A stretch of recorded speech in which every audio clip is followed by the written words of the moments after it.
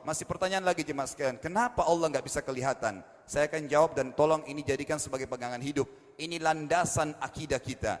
Kata para ulama, karena anda kalau sholat, anda mengucapkan satu kalimat yang merupakan jawabannya. Allahu Akbar.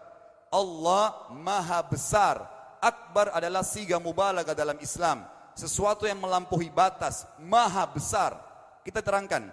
Kata Nabi SAW, perumpamaan bumi yang kalian tinggali ini dibanding dengan langit pertama di atas kepala kalian ada 7 lapis langit. Allah mengatakan sab'an shidada, 7 lapis langit yang kokoh. Alladzi khalaqa sab'a samawatin tibaqa, yang menciptakan langit tibaqa bersusun 1 2 3 4 5 6 7. Allah di atas langit ketujuh.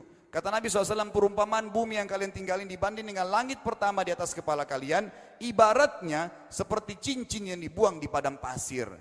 Jadi kita tidak akan pernah bisa melihat ujungnya langit karena kita sangat kecil, dan ini terbukti secara fakta. Apakah anda sudah tahu bahwasanya miliaran bintang-bintang yang ada di atas kepala anda yang jaraknya sekian miliar tahun dari bumi dan sekian miliar tahun lebih besar daripada bumi, sekian miliar kali lebih besar daripada bumi, itu semua berada di bawah langit pertama. Manusia tidak akan pernah bisa memegang langit ini dengan telapak tangannya, karena dari sini saja ke Pluto jaraknya 270 tahun. Nggak bakal bisa ada astronot dikirim kena mati di tengah jalan. Jaraknya jauh sekali bintang-bintang dan semua berada di bawah langit pertama. Kata Nabi SAW, di atasnya ada langit kedua besarnya, digabung antara bumi sama langit pertama seperti cincin dibuang di padang pasir. Langit ketiga, 2, 1 dan bumi digabung tiga-tiganya, dibanding langit ketiga seperti cincin dibuang di padang pasir, sampai langit ketujuh. 5, 6, 4, 3, 2, 1 dan bumi, 7 digabung, dibanding langit ketujuh seperti cincin dibuang di padang pasir. Dan langit yang luas ini jemaah sekalian dipenuhi dengan makhluk Allah yang lain namanya malaikat. Dalam hadis Bukhari kata Nabi SAW, waktu saya sedang dimi'rajkan ke langit, tidak ada 4 jari pun ukuran di langit yang luas itu, kecuali saya temukan malaikat yang sedang ruku atau sujud, penuh dengan jumlah mereka.